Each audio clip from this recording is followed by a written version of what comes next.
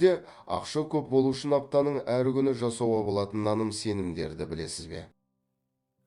Сәлем достар, үйіңізде ақша көп болу үшін аптаның әр күні қандай әдіс-тәсілдерді жасау керек? Осы жөнінде айтатын боламыз. Видеом ұнаса лайк басып, каналға тіркелуді де ұмытпаңыз.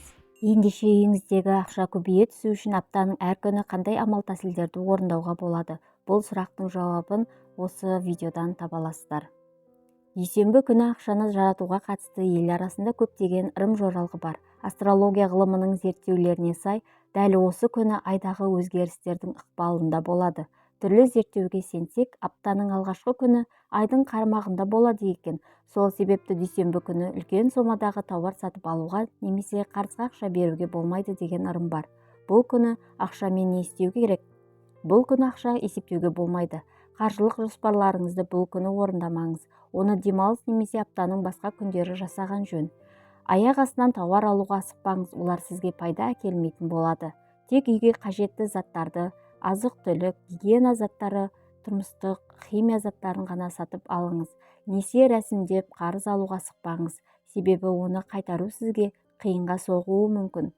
Көршіңізден немесе туған туысыңыздан осы күні кез келген зат алсаңыз, тоз, бұрыш, бақшаға керек заттар және тағы басқа үйіңізге ақша келетін болады. Сейсенбі көптеген бастама мен шешім қабылдауға қолайлы күн болып саналады. Сейсенбі күні ақшаға қатысты қандай наным-сенімдер бар? Бұл күні сіз қаржылық операцияларды жоспарлап, оларды жүзеге асыра аласыз. Төлемдер мен сатып алулар сәтті болады. Ал ақшаға қатысты кез келген өзгеріс үйіңізге пайда мен табыс әкеледі. Себебі бұл күн қуатты Марстың ықпалында. Сейсенбіде ақшаға байланысты төмендегідей ырымдарды орындауға болады. Әмияныңызды ашып, ондағы кез келген ақшаны алып былай деңіз: ақша үстіне ақша келе жатыр, және менің әмиянымда ақша көп қалады. Менің байлығым артып, бұдан да көп бола түседі. Сәрсенбіде осы айтылған ақшаңызды өзіңіз ұнаған затқа жұмсаңыз. Үйіңізге ақша тарту үшін әмиянға лавр немесе жалбыз жапырағын, бұршақ дәнін, ескі монета немесе демалыстан әкелген өзге елдің ақшасын салып қойыңыз. Сейсенбі күні туылған ер адам әрқашан ақшалы болады. Осы күні дүние есігін ашқан азаматты іздеңіз, және бұл күні ұлыңыз туылса, қуаныңыз. Сейсенбі күні өзгеден ақша алмаңыз, ал егер несие алсаңыз, оны төлеуге ұзақ уақыт кететінін, әрі қайтару оңай болмайтынын естен шығармаңыз. Сәрсенбі күні ақшаны көбейту үшін нені қолға алған жөн? Сәрсенбі күні қайырымдылықпен айналысу керек. Ол үшін ақшаны жағдайы төмен отбасыларға таратыңыз. Өзіңіз үйде жейтін нан пісіріп, оны туыстарыңызға таратыңыз. Сәрсенбі күні ақшаны көбейтуге қатысты тәсілдер төмендегідей. Ірі ақшаны ұсақтап, оны қайыр тілеушілерге беріңіз. Осы жұмсаған ақшаңыз сізге 1000 еселеніп қайтатынын естен шығармаңыз. Сол жақ табаныңыздың астына монета жабысып қалса, онда табысыңыз еселене түседі деген сөз. Үйіңізде салмасы әртүрлі пирогтар пісірсеңіз, табысыңыз артады. Ол үшін мұндай пирогты сәрсенбі күні әзірлеуге асығыңыз. Бұл күні кез келген сатып алған нәрсеңіз сәтті болады. Мысалы, интерьерге арналған бұйымдарыңыз сізге қуаныш сыйласа, ал киімдеріңіз сізді одан ары көріктете түседі. Барлық сатып алған заттар сізге ұзақ әрі сапалы түрде қызмет ететін болады. Меркурий бұл күннің қамқоршысы. Ол сізді даналыққа, логикалық және интеллектуалдық шешімдерге жетелейді. Сол себепті сәрсенбі күні басшылықтан жалақыны көтеруді еш қорықпай сұрай берсеңіз болады. Бейсенбіде қаржыны көбейтуге қатысты не істесе болады? Бұл күні қарыздарды қайтарып, қаржылық сипаттағы кез келген істі бастауға болады. Мысалы, несие рәсімдеу, депозит ашу, мүлік немесе көлік үшін бастапқы соманы төлеу. Ақшаға қатысты барлық істі тек шын жүректен, таза ниетпен бастау керек. Жалпы бұл күні мынадай іс-әрекеттерді қолға алу керек. Қарыздардан құтылыңыз, сонда сіздің ақшаңыз көбейіп, қаржылық қиындықтар жойылатын болады. Сол сияқты ваннаны да суға толтырып, түбіне бірнеше монета тастап, осы суға жуыныңыз. Үлкен сомадағы қаражатты жұмсамаңыз. Үйіңізде ақша болу үшін оны сол күні 3 рет есептеңіз. Таңертең, түсте және кешке. Бейсенбі Юпитердің ықпалындағы күн болып есептеледі. Ол табыс пен берекенің көбеюдің күні болып есептеледі. Сондықтан қаржы бойынша бұл күн ең табысты күн саналады. Жұма күні адамдар мен жаратушыға сәтті апта үшін алғыс айту күні. Бұл күні сіз кез келген нәрсені сата және сатып ала аласыз. Себебі олардың барлығы сәтті әрі тиімді операция болады. Әр жаңа бастама сәтті аяқталады. Бұл күнге қатысты келесідегідей амал әдістер бар.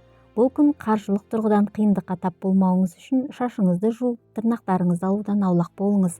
Күні бойы ақшаны көптеп есептеңіз. Сонымен қатар әмиянға тыйым салуды ұмытпаңыз. игі істерге жұмсалған кез келген шығыныңыз үйге ақша тартатын болады. Егер үйде кран ағып тұрса, оны жұмада жөндеңіз. Сөйтіп осы күні жұмсалған қаржыңыз үйге бірнеше есе көлемінде оралады. Жұмаға махаббат пен сұлулық планетасы шолпан ықпал етеді. Сонымен бірге қаржылық табысты арттыру үшін барлық жақыныңызды дастарханға шақырып, дәмді тағамдардан ауыз тигізіңіз. Сондай-ақ сіз ақшаңызды жұмсауды осы күні еш кедергісіз жоспарлай аласыз. Бұл ақша тартатын қолайлы күн болып есептеледі. Қаржылық жағдайыңызды жақсарту үшін осы күні әрекет етіңіз. Қажетті заттарыңызды сатып алыңыз. Үйіңізге достарыңызды шақырыңыз. Үй жинаңыз. Сатурн планетасы сенбіні сәтті басқарады деген сенім бар. Табалдырықтан бастап үйдің немесе пәтердің есігіне дейін кез келген дақылды, бидай немесе күріш сеуіп тастаңыз. Осындай әдіспен байлық сізді тез табады деген ырым бар. Сенбіде бастаған ісіңізді сол күні аяқтауға тырысыңыз. Ақшаны қарызға бермеңіз. Егер әлдекім ақшаға шын мұқтаж болса, онда оны қайтарымсыз сыйлай салыңыз. Егер сенбі күні сізді әлдекім туған күнге шақырса, онда туған күн иесіне арналған ақшаны конвертке салыңыз. Ол сізге бірнеше есе көп көлемде қайтып оралады. Үйді тазарту үшін ақша суын пайдаланыңыз. Шелекке бірнеше тиын салыңыз.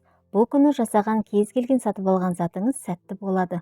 Сондықтан бұл күні өзіңізге және жақын адамдарыңызға ақшаны еш қорықпастан жұмсай аласыз.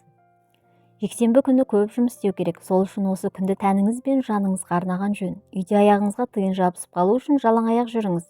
Қайырымдылық жасаңыз, ұсақ тиындарды таратыңыз. Жексенбі күні үйде ыдыс сынса, бақыт пен табыстың белгісі. Жексенбі күн планетасының қамқорлығындағы күн болып есептеледі. Бұл барлық күш-жігеріңізді жексенбіде өзіңізге арнау керек дегенді білдіреді. Демалыс күні емдеу және қатаюға қарсы процедураларды жасауға кеңес беріледі. Монша, массаж, косметикалық маскалар. Аталған кеңестерге құлақ түре отырып, сіздің қаржылық жағдайыңызды жақсарғанын көп ұзамай байқайсыз. Сол себепті ақшаға қатысты апталық жоспарды тиянақты жоспарлап, жоғарыда айтылған кеңестерді шын ниетіңізбен орындап көріңіз. Бәлкім жақын арада бай, қуатты адамдар қатарынан табыласыз.